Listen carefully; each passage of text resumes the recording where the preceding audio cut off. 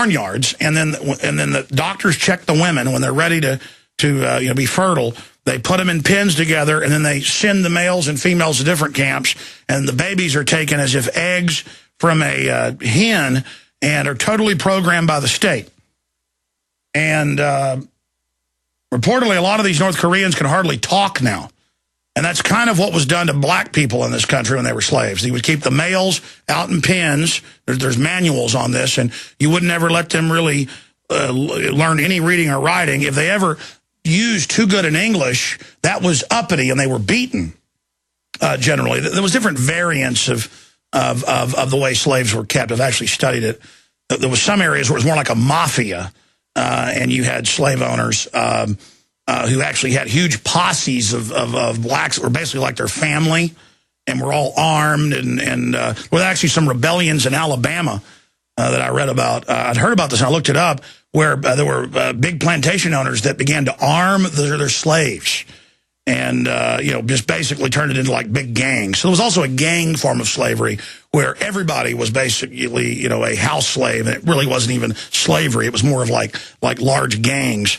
But then people would get really upset about that. It was only 1.5% of Southerners actually had slaves, so it was also an elitist thing used to leverage out the rest of the economy. And that's why slavery was already pretty much dead when the Civil War came. But I'm now digressing, and I said I'd go to calls, another history lesson here.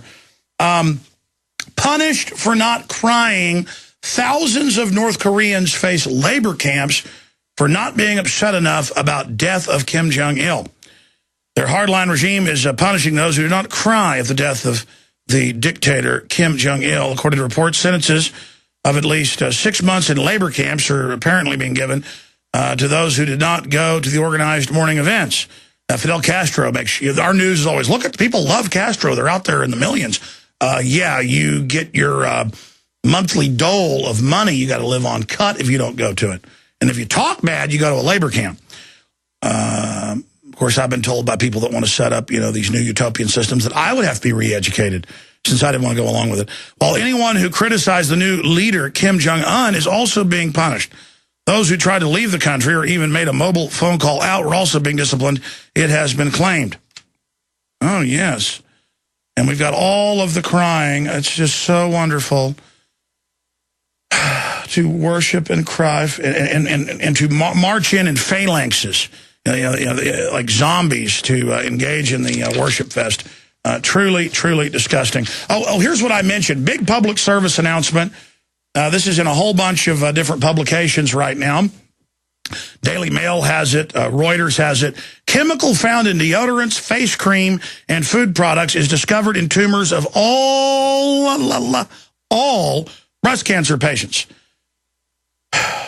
And it's not just the bisphenol A, but the parabens that's in most of your soap, everything. I keep telling my wife this. I'm like, honey, they put all this in here on purpose. They pick these. And we've got all the quotes of the science czar and going back into the 20s when they were discovering all this. I mean, hundreds of quotes. We're going to do a new report on it later in the week or next week on all this. And they know exactly what they're doing. Okay? So, but regardless, let's just get it out.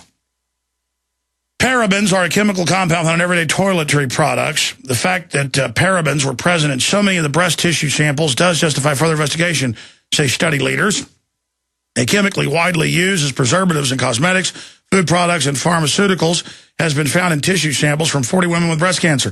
A number of studies since 1998 have raised concerns about the potential role of parabens in breast cancer as they possess estrogenic properties. Again, that's why they're put in there. It is known to play a central role in the development, growth, and progression of breast cancer. Parabens are a chemical compound found in everyday toiletry products, including moisturizers, makeup, shaving foam, tanning lotions, and toothpaste. Again, almost all the chemists were eugenicists and hired to do this. It's all a sickening joke. And how many quotes do I have to show you where they say, we're going to put it in everything where you can't escape it, the printer ink, the food. And yes, it's hard to get away from this, but it's worth it. Man, I do not want my wife getting breast cancer. I mean, I want her to live, and I don't want God's creations being hurt. I mean, this is just out of control, folks, and I've got daughters, and it upsets me. And it hurts men's organs as well, where these estrogen mimickers tend to precipitate out the testicles, the breast tissue. Men are growing breast everywhere, even if they're skinny.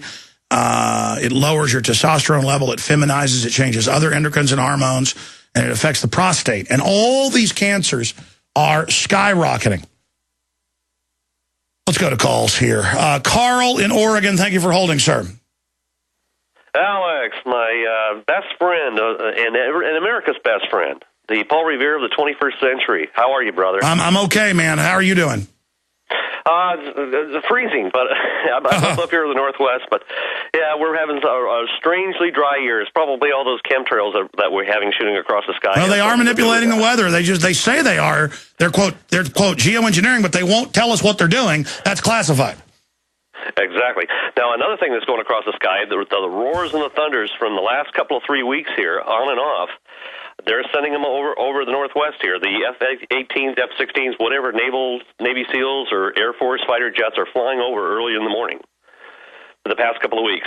There is a lot of military movement going on the last 6 months. I've seen a lot of tanks on 18-wheelers, a lot of armored vehicles, a lot of helicopters going south. They are, family being sent to Kuwait. I've been told by military people across the board, they've been told it is going to happen. Now, that doesn't mean it's going to happen, but when there's a really good possibility it is, they tell them it's going to happen. And they're told the U.S. is going to back Israel up in a strike on Iran. They believe Iran is going to strike back when attacked, and Iran's saying they are now. They're already being attacked, and so it's hurtling towards craziness, my friend. Well, I believe it. Seeing is believing, Alex. That's one of the best things there. NDA bill. How can a citizen go in and find out access and how to Google it, perhaps, to be able to see the articles in the NDAA bill? No, I hear you. That's a good question. I appreciate your call. The ACLU, Ron Paul, Infowars.com. The Drudge Report probably linked to 3 articles 2 or 3 weeks ago that we wrote that had links to the Library of Congress, thomas.loc.gov. And then would show the section saying this doesn't affect citizens. But then look at this section. It says, but it does if the president wants it to and you have no rights. And so I don't have those sections in front of me, but we've covered them ad nauseum. And again, that's how lawyers write these contracts. A contract may say one thing, but unless prescribed. And then you go to that other section and it tells you the key provision. And so, I could play the clips of the senators saying it affects citizens. It's a worldwide battlefield, declares global war, lets the president bypass Congress, gets rid of posse comitatus to put military on the streets of America. And the biggest issue is it allows the secret arrest of citizens and disappearing into a black hole. And then it's got some gravy, bestiality, that's kind of the cherry on top. So that's kind of the side dish of just weirdness, that the military can fornicate with barnyard animals or whatever they want, I guess. I can't. Alexon in Oregon, you're on the air. Alex, it's Alexion. Hey, buddy. Hey, man, long-time follower, just recently subscribed. Hey, man, I cried with you on your rebroadcast Christmas morning, dude. I'm unemployed for 2.5 years now. I can't get a job to save my life. You inspired me this morning. You said it takes a man to get involved, to educate himself, to, pass it on to others, to get stuff rolling. Well, that's where I'm at. I can hear it in your voice. That's where you're at. You're a big inspiration. Keep in there. I hear it in your voice every day, but, man, you're making a big impact.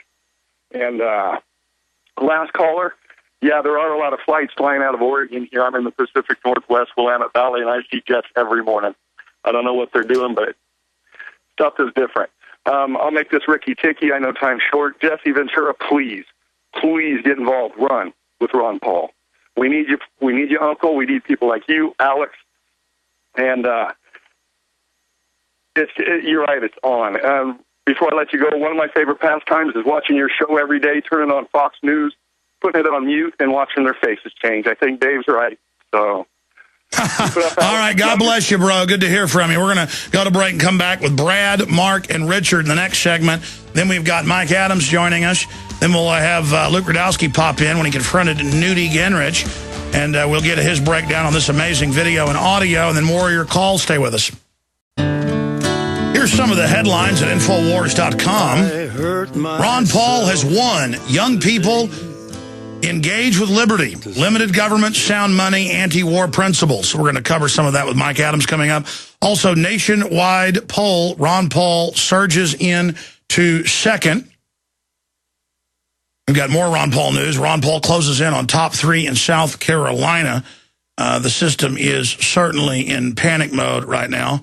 Newspaper calls for the killing of Israelis in retaliation for nuke scientist assassination in Iran.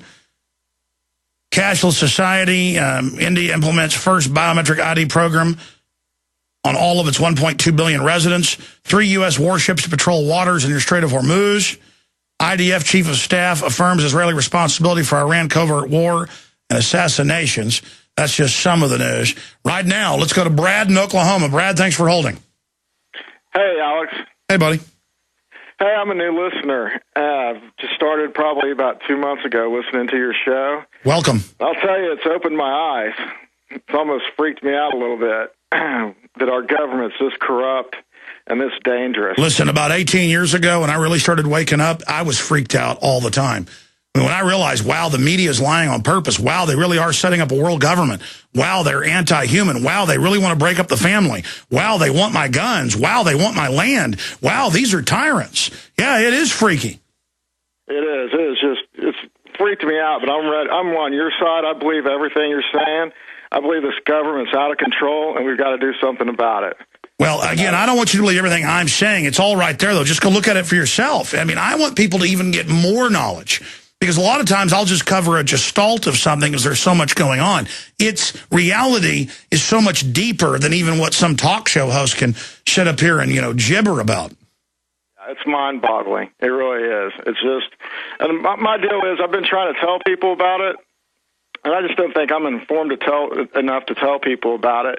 And they just don't want to listen. They just want to they just want to watch the football game or. Well, look, if you're recently awake, Brad, and you don't feel like you're an orator yet, or you can put it all together, the best thing is, hey, have you seen this website? Or hey, tell me what you think of this film, and just make a copy of a DVD, or tell folks about this radio show, or other ideas, or say, what do you think of Ron Paul? Just an icebreaker, because a lot of people already feel so disempowered that they'll just kind of ignore you when you bring something up because they're thinking, what can I do?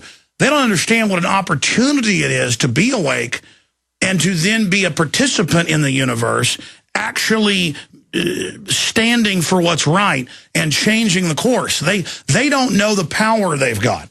The number one thing is, it isn't that people don't want to wake up. Most of them feel powerless, Brad, so they then just decide to make it all a big joke. Yeah. Yeah, I agree. That's what I've been running into. So I'm going to start taking your advice. I've been pushing Ron Paul. He's the candidate that can change this around. I can assure you that. And I just really appreciate your show, and I'm addicted to it now. I listen to it every day. Well, God bless you, sir. I'm addicted to getting up here and exposing the control freaks as well. I mean, once you start getting into reality, it is addicting, and there's no rest. It's just, wow.